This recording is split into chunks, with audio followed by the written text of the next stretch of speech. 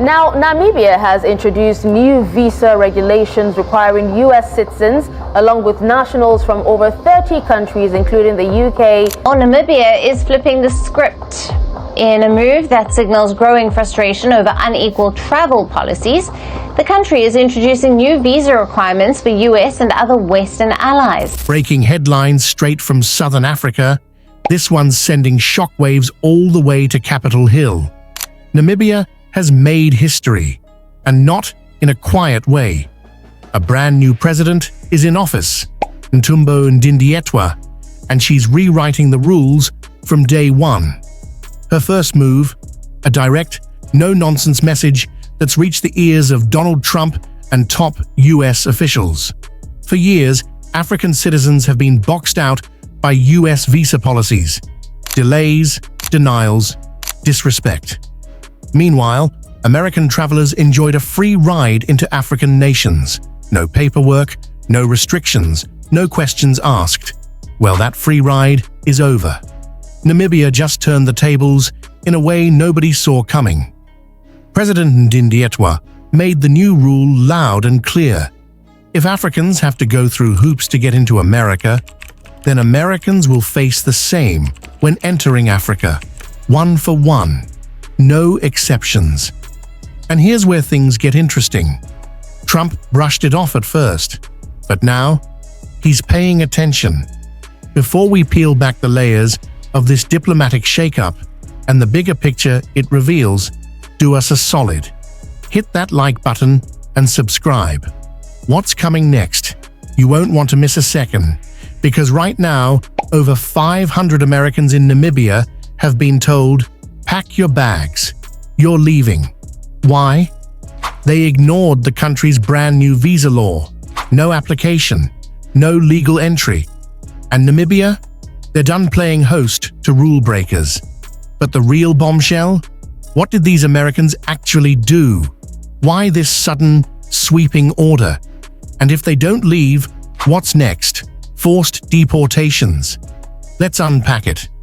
Namibia has pulled the plug on visa-free entry for Americans, starting April 1st, 2025. No more strolling through immigration with a smile and a passport. If Africans have to apply to visit the US, Americans now have to apply to visit Namibia. That's not bureaucracy, that's equality. This isn't just another law, it's a defining moment. And it comes from a president making waves as Namibia's first woman head of state. Her name is Ntumbo Nandi-Ndaitwa, and she's not making noise out of spite. She's making moves based on principle. For too long, Namibian travelers were forced to jump through humiliating hoops to visit the US. Long waits, interrogations, rejections for no clear reason. All while Americans walked through Namibian airports like VIPs, passports barely checked. Those days, gone. From now on, American visitors will need a visa on arrival, and it'll cost them $90. That's only the beginning. Officials have already launched a crackdown on Americans living and working in Namibia without legal documents. This is bigger than tourism, it's a message. Africa is no longer playing second fiddle, and Namibia is sounding the alarm. Over 500 Americans are now facing expulsion. But they weren't all beach-hopping tourists.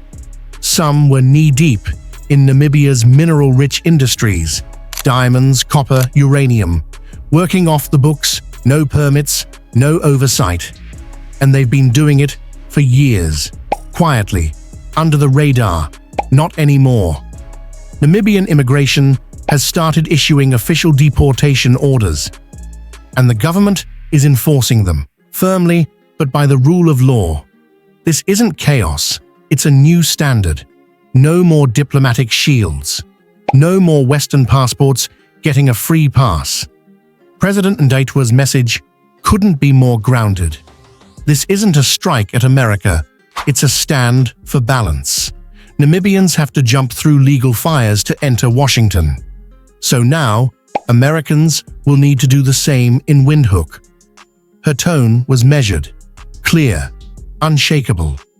And then she dropped something even bigger, something the world wasn't ready for. In a historic pivot, President Ndaitwa announced a visa-free policy for every African nation. That's right. While Americans now have to line up for entry, Africans across the continent are being welcomed open arms. Why? Because Africa isn't the issue, it's the future. This shift isn't isolated, it's a puzzle piece in a larger Pan-African vision. The goal? A borderless continent, free movement, stronger economies, unity over division.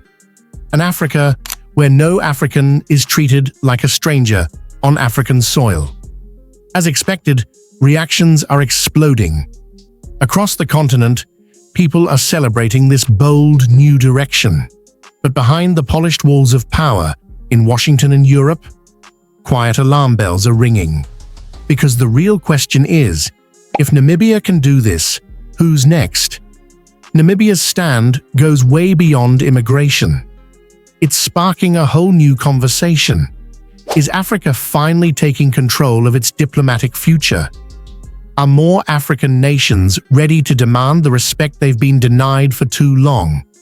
Or will there be retaliation, economic threats, diplomatic freeze-outs? No one knows, but one thing's certain. Africa is no longer requesting change. It's declaring it. And Namibia is leading the march. But why aim this policy directly at the United States? The answer's simple. It was time. Namibians have faced nearly impossible odds getting into the US. Entrepreneurs, students, even patients seeking treatment were turned away by arbitrary rules, heavy documentation, and deeply biased assumptions based on birthplace alone.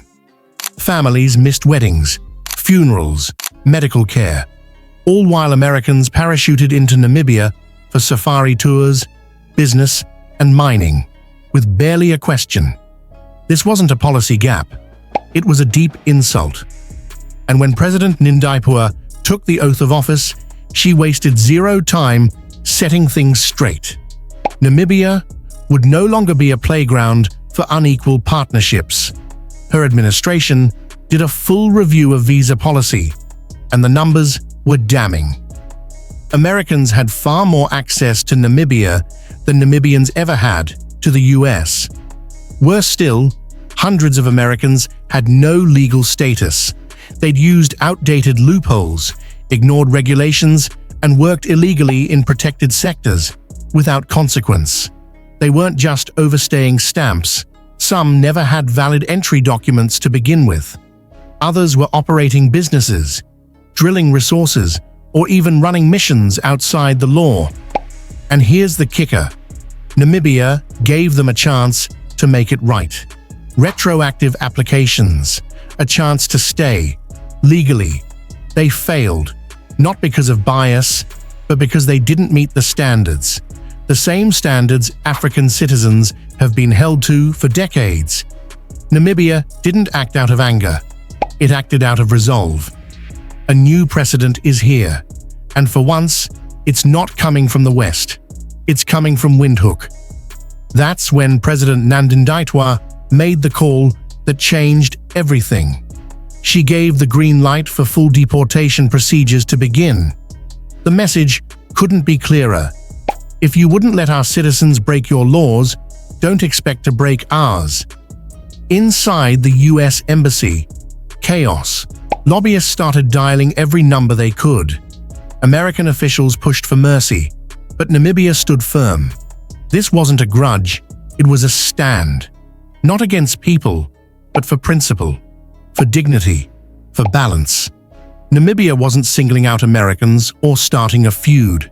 It was pulling back the curtain on a system built on double standards. The US deports foreigners daily with zero hesitation. But when Namibia enforces the same standards, suddenly it's controversial. That's the illusion Namibia just shattered. And here's where it gets even more powerful. Most African countries avoid confronting the West, worried about trade threats, political blowback, or quiet retaliation. But Namibia, it didn't flinch. It didn't pause. it didn't backtrack. President Nandi-Ndaitwa didn't come out swinging. She came out standing. She reminded the world of something that's always been true, but rarely enforced. Reciprocity is respect. If Americans need a visa to visit Brazil, Russia, or China, why should Africa, of all places, keep handing out open-door access like it's nothing? Especially after centuries of being mined, drained, and overlooked.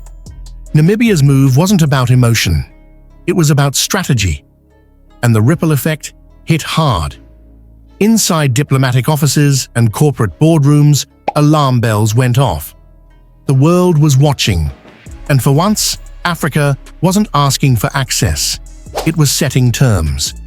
Namibia told the world, "This continent isn't your open-air playground. It's not a resource buffet. And it's definitely not a red carpet for nations that won't roll one out in return." And the first to feel that reality? The United States. The moment Namibia made its move, panic swept across the Western diplomatic scene. Embassies in Windhoek scrambled. Urgent cables were sent. Because this wasn't just about visas. This was about sovereignty. The kind of sovereignty that Africa's been denied for over a century. First under colonialism, now under so-called diplomacy. And if the West thought they could intimidate Namibia into silence, they clearly underestimated who they were dealing with. Namibian officials made it clear.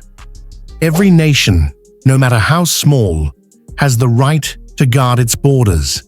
The US does it every day, aggressively.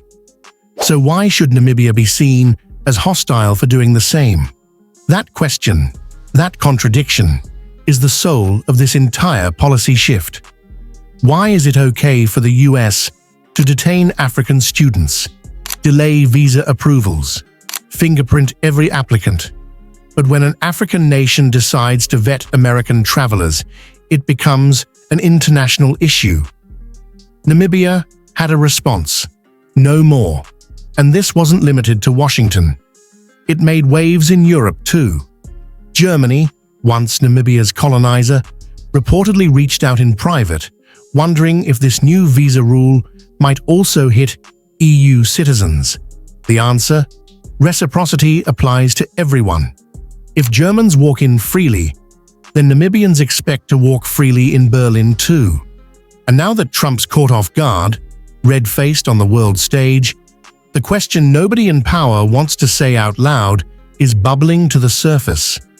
Will others follow Namibia's lead? The headlines out of Windhoek told the story in bold letters. Namibia to deport 500 Americans, US nationals ordered to leave. Reciprocity enforced.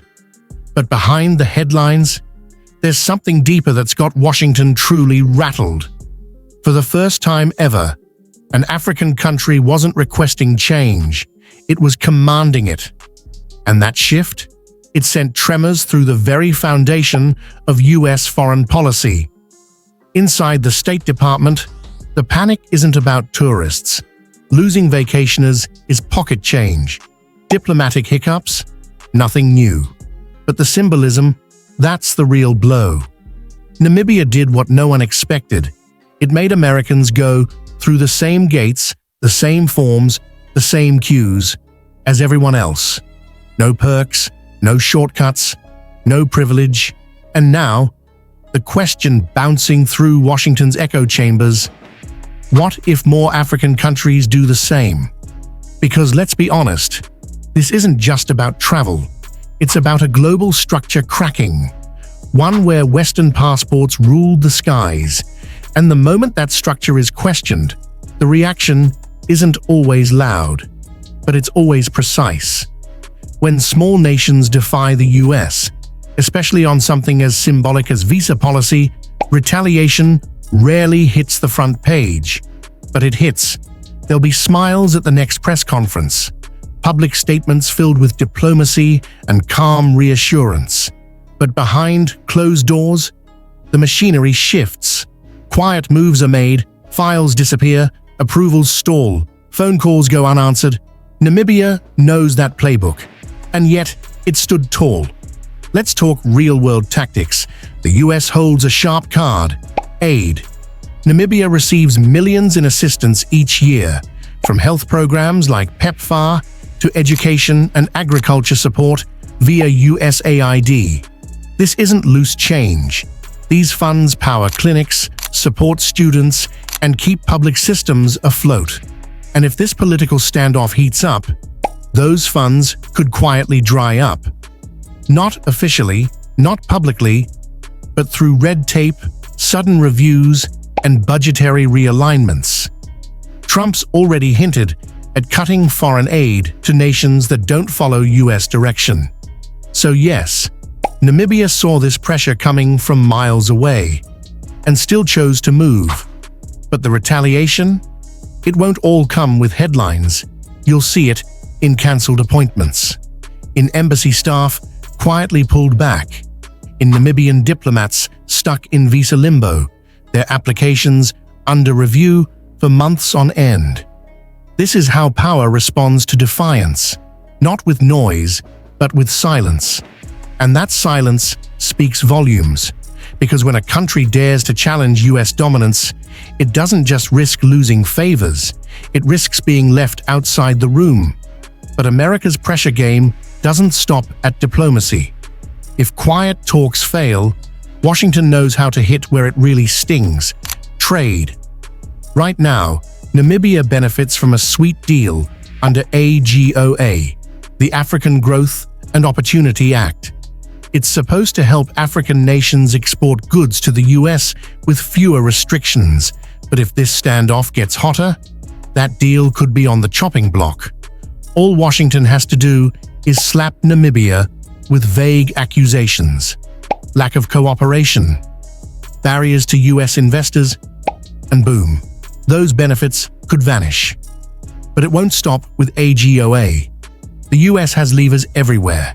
Behind the scenes, calls could go out to the European Union, the World Bank, the IMF. Suddenly, loans get delayed. Infrastructure funding hits a wall. Foreign investors begin to re-evaluate. Multinational corporations doing business in Namibia might be nudged to slow things down or pull the plug quietly. But here's the twist. Every single one of those pressure tactics only proves Namibia's point. If you punish a country simply for asking to be treated equally, what does that really say about the values the West claims to promote? Let's be honest, it's not about fairness, it's about control. And now, that truth is echoing across Africa louder than ever. But here's where it might blow back harder than Washington expected. Africa today is not the same Africa from 20 years ago. It's not waiting at the gates anymore. Countries across the continent are looking eastward, to China, Russia, BRICS, and even inward, toward African-led coalitions focused on partnership, not patronage. If the US tries to strong-arm Namibia into submission, it won't just lose one small nation. It could lose its grip on an entire continent. And that shift, Washington is not ready for it. Other nations, Nigeria, Ghana, South Africa, Kenya, they're watching closely. Because if Namibia holds its ground, takes the heat, and walks away stronger, others will follow. They'll demand visa reciprocity too. They'll revisit their agreements. They'll rewrite the rules of how Africa engages with the West. Sure, the US might punch back. It can cut aid, stall visas, freeze investments, and call in favors from its global allies to apply quiet pressure. But here's the risk in that. It may trigger the exact outcome Washington fears most. An Africa that stops asking, that stops waiting, that refuses to bow. Because if one small country, just one, can look the world's biggest power in the eye and say no and still survive, what happens when the entire continent finds that same voice, that kind of pushback, that kind of unity? Washington isn't built for it, but Namibia is betting on it. So, will the US retaliate? Maybe, probably, but Africa's been through worse. colonization, sanctions, coups, embargoes, threats, and yet here it is, still rising. What Africa hasn't seen enough of until now is true unity, and Namibia just might have lit the match. So what do you think about Namibia's bold visa policy shift? Do you think other African countries will follow? And how do you think Trump's going to react, knowing 500 Americans got kicked out of a country most Americans couldn't find on a map? Drop your thoughts in the comments. Let's talk. And hey, if you want more stories that challenge the narrative and spotlight Africa's rising power, hit that subscribe button. Turn on the bell so you never miss what's coming next. Thanks for watching. And remember, change doesn't always come from the center of power. Sometimes it starts where no one's looking and echoes across the world. Stay tuned.